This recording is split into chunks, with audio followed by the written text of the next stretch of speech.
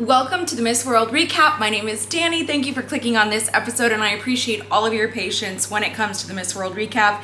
This episode has been highly requested on the channel, and it took so long because I am currently in Thailand and I just finished the Manhunt International competition. I provided some coverage for Manhunt International for the Queen Beauty Network, so if you want to tune into that, check out queenbeauty.tv. First of all, it was hosted in Telangana, India, and it was so beautiful. And I want to say that throughout the competition, I was looking at the different social media posts of the contestants, and I just thought that the events that they were going to were so beautiful throughout the competition. I really feel like India did such a great job of hosting this competition.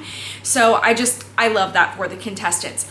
Now, at the top of the final show, we got to see this incredible opening dance number that also incorporated the contestants in their national costumes. So this was really beautiful, and it was so fun to see. It was very high energy, very electric, and that is exactly what I expect from pageants in India. I also thought that this year's venue was really cool. The circle center stage that they had, the way that there were LEDs lighting it just felt very large and extravagant. So I thought that they did a great job, and it also looked Miss World. I like when pageants have their own look and they make their organization distinctive from all of the rest, and I feel like Miss World definitely had that world feel. It also looked like the ladies went on so many fun excursions. They went to temples, there was a gala, they experienced heritage and culture and architecture, and I'm sure they got some really great Indian food as well. I'm a really big fan of Indian food. I love curries. This year there were 108 contestants, and after they did their opening number, then we got to see what they called are the contestant introductions, and really that's just each contestant walking the runway, so to speak, walking the stage as they're announced. The ladies come out in continental groupings. So the first grouping was the Americas and the Caribbean, and I want to just talk about thoughts that I had about some of the contestants as they were walking out for this segment. Brazil was so beautiful here. I also noted that her makeup was lovely. She had these wonderfully flushed cheeks, and she just looked so beautiful on stage. Now let's talk about Colombia though. She came out in this key lime shade of green, which is very rare, but honestly it looked really beautiful on her, and I feel like I'm seeing more of this shade emerging in pageantry. I want to say that in the past, like in the 2010s in pageantry, we did see the popularity of mint green gowns, and I feel like now we're seeing a little bit of mint green and we're seeing a little bit of key lime coming out. And I feel like it can be effective at a pageant. I think it's really tough to win in it if you're not in a teen division. Dominican Republic, I think this is a perfect gown for Miss World. Love the extravagant opera coat with all the feathers. Martinique is lovely. I think that she stood out from the time of arrivals all throughout the competition, so I'm a really big fan. Nicaragua, similar neckline to the gown that the Philippines wore, and I think it was just as lovely on her though. Panama, really beautiful gown I think for Miss World, but I would have changed the earrings. Puerto Rico, beautiful gown. This is the mint kind of color I was talking about. Also, this style of gown with the very full bottom with either tulle or ruching or pickups. This reminds me a lot of the 2010s as well, and we got to see a similar kind of style of gown for Miss Cosmo 2024. So it's interesting to see some of these styles coming back. Trinidad and Tobago, I do not understand why she wore this butterfly gown. A lot of people were really big fans of her. They were talking about her throughout the competition, so I expected a different gown. Now USA, so this is giving me a very Belle look. So she won her national competition in a ball gown style that was blue, was very beautiful. But I will tell you, I've been watching Athena compete since she was a junior teen. I also saw her win the California Teen USA title, and at that competition she also wore yellow, but she wore a chiffon yellow gown, and so I can understand why she's going back to the yellow, but I feel like if you're gonna wear a ball gown, you can definitely wear it at Miss World, but I would probably stick to the classic blue, pink, and white. Let's talk about the continent of Africa. Botswana, very beautiful. And the thing I noticed about her was her very sincere smile. I like that a lot. Cameroon, I've been a fan. Oh my gosh, I just think that she stood out throughout the competition, and this gown style is so intricate. It's so lovely on her, and she was one of my favorites. Now Ethiopia, love her. I'm so glad that she was recognized in this competition.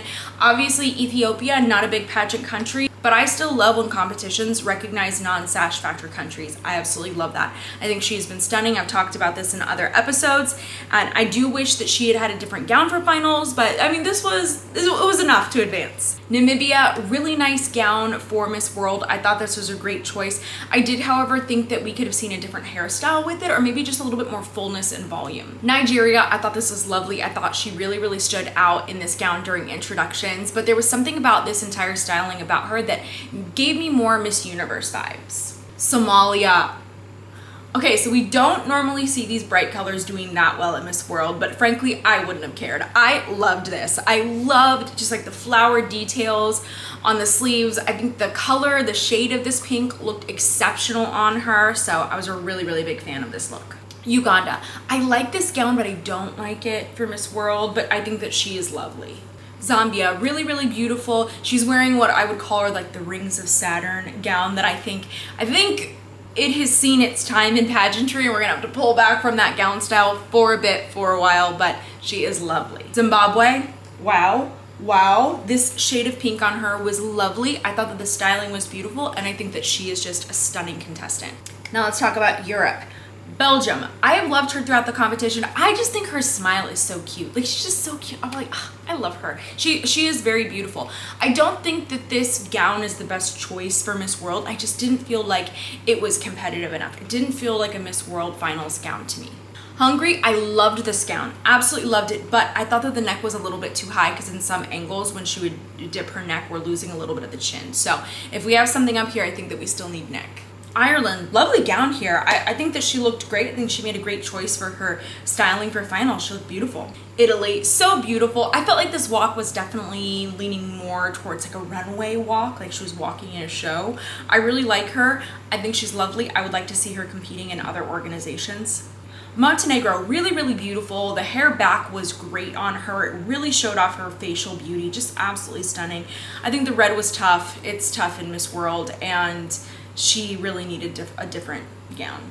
Northern Ireland, really, really pretty evening gown choice here. I like the neckline, I like the color, it's unique on her. It's almost like a grayish blue, and it looks like the top of the bodice was made out of velvet, so I like the idea of different materials. Poland, wow, okay, stunning. And normally green does not do that well at World, but it was such a subtle touch of green. I feel like it worked, and she was gorgeous. Spain, beautiful in this gold ball gown. Wow, I absolutely loved this. This was so great for Miss World, yes. Ukraine, so facially beautiful. Don't love the green. It doesn't do well unless we're in earth, right? And I also just don't think that that shade of green did anything for her. There are some contestants, very few, that look really, really great in green, but it's just really tough to wear. Let's talk about Asia and Oceania. Australia, gorgeous, lovely, loved her in the top model competition. She's stunning on stage. India, oh my gosh, I saw this gown on Instagram actually before I watched finals, and I loved it then, and then I was like, oh, that would be such a great gown for competition, and now we see India wearing it on stage, so fantastic, loved it. Indonesia, this was so pretty. The lilac feather skirt, oh, lovely. Malaysia, not a gown that I would choose for Miss World. I just feel like it was more appropriate for like a gala with that brocade print, but it looked lovely on her. The silver looked great on her and on stage. New Zealand, so elegant in this gown. Her waist, oh my gosh, well styled. Philippines, I absolutely love this gown. The second that I saw it, I was like, yes, this gown is so smart. It's meaningful. I love gowns that are meaningful. I love that her flag was very, very subtly, I would say, integrated into the gown. And I think that if you've never seen the Philippines flag, then you probably wouldn't even notice the design in the gown. And that's what I think is so cool about it. And the fact that they used the center as a cutout instead and had a large stone hanging, I just thought it was so great. It was beautiful. Thailand, this was incredible. I feel like when I saw a lot of the styling was quite simplified. And, you know, nothing that was too shocking there. But then when we saw Thailand, I mean, it was a lot. That gown is a lot to carry. The hairstyling, it kind of gave me like 90s or early 2000s rolled, curled updos, like a different style of updo, not like a slicked look, but it was a little bit pulled off of the scalp. And the gown, obviously stunning with all of the feathers. I think it was interesting and kind of a risk to go with the style that kind of reminded me of last year's winner with the feathers and the white, but it really, really worked and she really stood out. Vietnam, I thought this was beautiful. It was lovely on her. The blues, I just really like all of the pieces around the neckline. It was elegant. Now the ladies came out in another segment and they're wearing traditional Indian dresses. These were so, so beautiful on them. I love that dependent on where the competition is, that there is this celebration of culture of the host country. I think that that's always really cool in their shows. Now we saw clips of the ladies competing in the fast track events. What I like about the Miss World organization is that they're not just acknowledging the ladies that have really, really worked hard and learned the skills to succeed in competitions like interview, swim, gown, and onstage question. And I know that they don't have swim, but I like that there's these different types of challenges that recognizes different strengths that we don't usually see showcased at a pageant or showcased on stage. And I think that that's incredible. It's lovely. And I also like that it's not hurting the contestants by competing in these competitions. It's only going to help them advance. But if you don't do well in, like, let's say a sports competition, that's not going to stop you from advancing in the competition. And I love it. I think it's brilliant. So for the sports competition, Estonia was first place, so she was fast track. For the head-to-head competition, there were actually several winners for this. That was Trinidad and Tobago, Zambia, Wales, and Turkey. For top model, it was Martinique, Namibia, Ireland, and India. And then for the multimedia competition, there was Dominican Republic, Cameroon, Montenegro, and Thailand. For talent, our number one winner was Indonesia. And then we have our Beauty with a Purpose fast track winners, and those were Puerto Rico, Uganda, Wales, and Indonesia. And let me just say, I just have to mention the Beauty with a Purpose because we got to see some clips of them and everybody's like teary-eyed and crying. And I probably would have been in shambles as well if I was there at that gala acknowledging those women and all the work that they do. And recently I've got a lot of questions from friends about the work that title holders do in their communities and is it real and do they actually do these things? And yes, they do actually do these things and they do continue to do these things beyond pageantry. I think that the work that these women are doing is so important. It's beautiful to see it showcased and it makes me emotional seeing all the work that they've put in. And that's in addition to preparing for the competition, right? Like this is separate and I'm always blown away. So after this, the ladies were cut down into groups of 10 by their continental grouping. So first we had the Americas and they first announced the fast track winners. So once again, we're hearing for the Americas, Puerto Rico, Martinique, Dominican Republic, Trinidad and Tobago. Then chosen by the judges just for qualifying for Miss World are Argentina, Brazil, Haiti, Jamaica, Panama, and United States. I was honestly surprised not to see Venezuela. I think she's a standout. I thought that she was doing well. She also was in the top 2 for the top model competition and she's Venezuela. So I feel like if there's surprises, she would have been mine. We have Africa and the fast track qualifiers were Uganda, Namibia, Cameroon, and Zambia. Now our other ladies chosen by the judges are Botswana, Ethiopia, Nigeria, Somalia, Tunisia, and Zimbabwe, but no South Africa. And I feel like this was such a shock because as I was watching and following the competition online in the weeks leading up to it, a lot of people were even saying that South Africa could win the whole competition. And to hear that and no fast track placement, no placement at all was very surprising. Now, the other thing I want to mention about this when we announce them in the top 10 groupings, I'm not really opposed to it. And it's kind of nice when you have over 100 contestants to have a top 40. I like that the ladies are recognized on stage, that there's that large of a group. But I will say that because they announce in alphabetical order, it does ruin the suspense for me. And they don't really build it up during the show. And that's something that I like that we see in a lot of other competitions, like this suspenseful moment. I'm just bummed that when you have a favorite, the moment that you hear a country come after your candidate's country in the American alphabet, that you know that your girl didn't advance. And it is like that throughout the show for the 40, the 20, the 5s, the 2, everything. Everything is in alphabetical order and I just feel like, it just ruins the suspense. Let's talk about Europe. Our fast track winners, once again, Wales, Ireland, Montenegro, and Estonia. And then the judges' choice were Belgium, Italy, Northern Ireland, Poland, Serbia, and Ukraine. My surprise was not seeing France in there. What happened? Why not? I love her. Or Spain. I really liked Spain as well. Let's talk about Asia. Fast track winners: Indonesia, India, Thailand, Turkey. Chosen by the judges were Australia, Lebanon, who also recently competed at Miss Universe, Malaysia, New Zealand, the Philippines, and Vietnam. For Asia, I didn't really have any big surprises for that one. I felt like that was a solid top 10.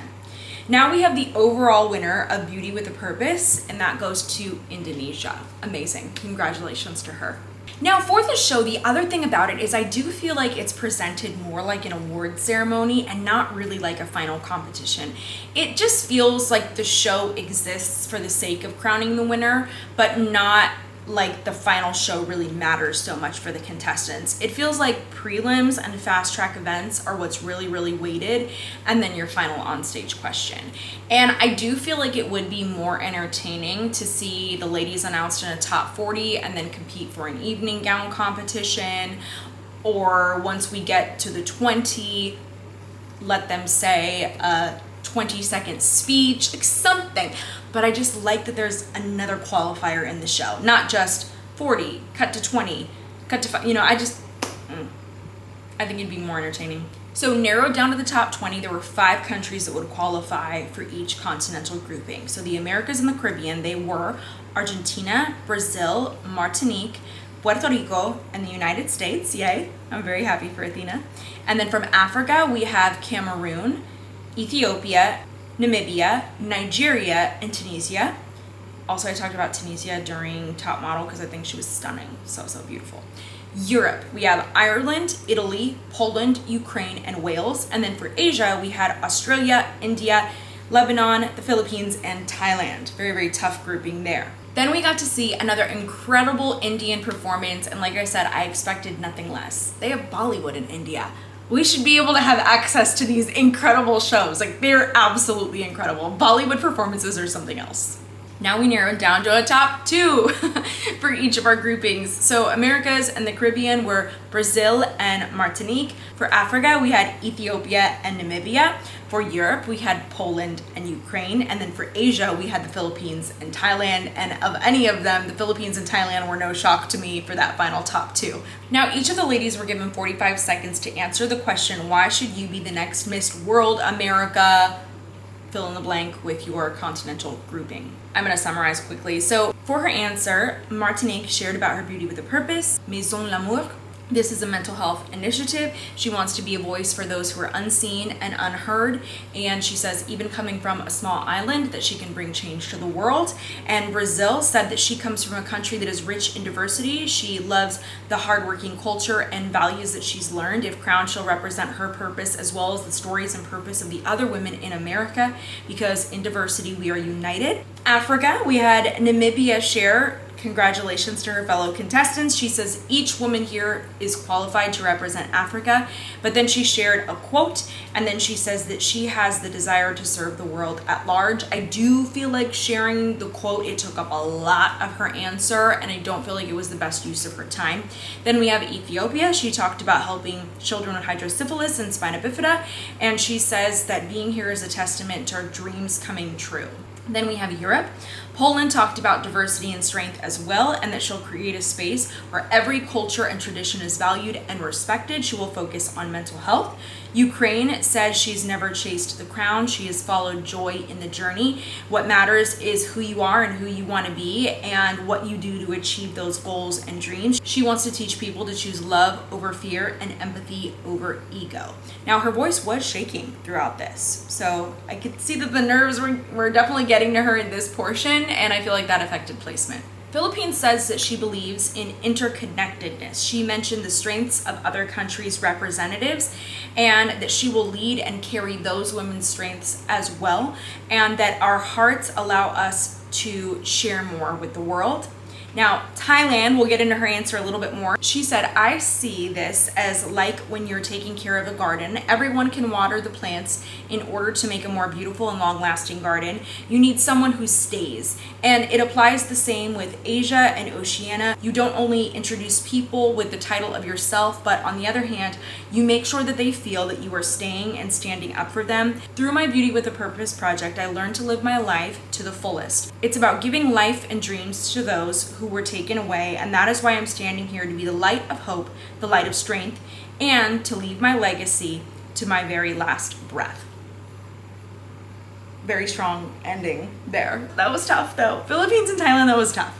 Now we have our top 4: Martinique, Ethiopia, Poland, and Thailand. So they each drew a question this time from the judges. Martinique was asked, in a world of misinformation, how can young leaders like you lead with true dignity and gratitude? And she says that maybe we have to take our time to understand the information that is in front of us right now, because on social media, we just don't know if things are true or false. She referenced AI in this answer. And she also talked about using your intuition and being able to use that to choose the right answers. So I do feel like this answer could have been a little bit stronger, and I think she could have been more direct with answering it. Now, Ethiopia, she was asked, Miss World stands for purpose and character. How do you respond to those who misrepresent what it truly means? Great question. She says, thank you so much for this question, because as Ethiopia, I have faced a lot of criticism in my country. A lot of people think Miss World is just another pageant contest, but it is more than that, and there are so many children and mothers behind me that get so many things from me standing here. I am the first ever Ethiopian to make it this far, and I hold so much pride in it. And I believe that I am here not only for me, but for Ethiopia, for mothers and children. I believe this is so much more than pageantry and beauty. It's about purpose, and purpose is to show you that you can do it too. Good, uplifting, inspiring.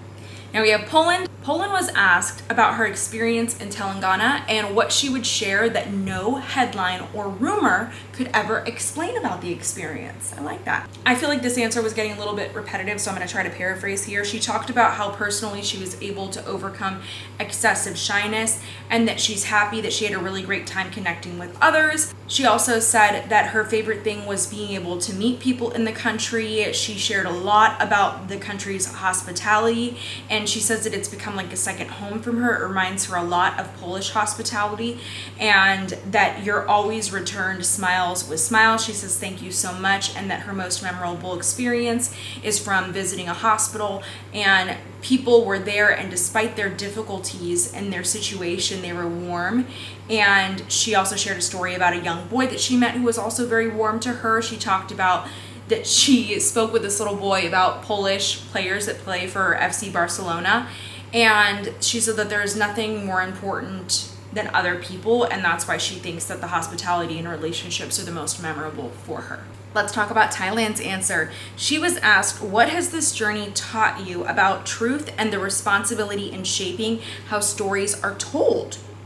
Challenging question. She says that being at Miss World was the greatest opportunity of her life, and she also talked about the responsibility of perception, and that one thing that you can hear from all of the girls, including everybody in this hall, is being a person who is somebody that can be looked up to. She says that she believes that no matter who you are, or no matter how old you are, or what title you hold, that there's always a person next to you, and whether that's a child or another adult or even your own parents that might look up to you, that the best way to lead people is to lead with gratefulness in your actions. She says that this is the best thing that we can do for people in our world. I don't think that she actually focused on directly answering this question, but it is a very difficult question to answer, talking about truth and responsibility and shaping how stories are told. And my question is, what stories are we talking about? There's all sorts of stories that we could talk about. Are we talking about contestant stories? Are we talking about Beauty with a Purpose? Are we talking about the organization? Like, what are we actually talking about? I honestly felt like the question was a little bit confusing, and we needed a little bit more information.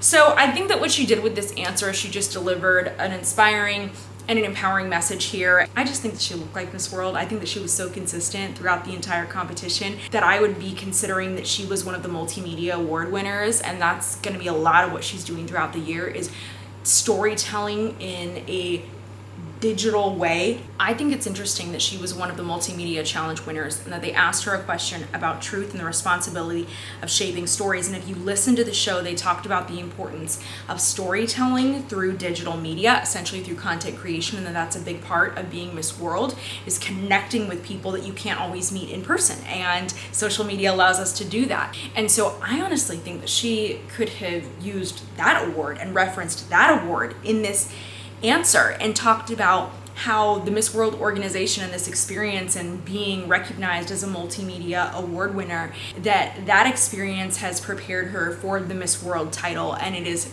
showed her a lot about the importance of storytelling and how simply by telling stories that we're able to connect with people around the world and to inspire change and action. And then she could have talked about her own beauty with purpose, whatever. I just feel like that was kind of a missed opportunity, but frankly, who cares if you won the Miss World title anyways? Whatever works, honestly. So the placements were: 4th place was Martinique, 3rd place or second runner-up was Poland, 1st runner-up or 2nd place was Ethiopia, which is a huge accomplishment, congratulations, and the winner of course is Thailand. And Opal is the first Miss Thailand to win the Miss World title, so this is huge.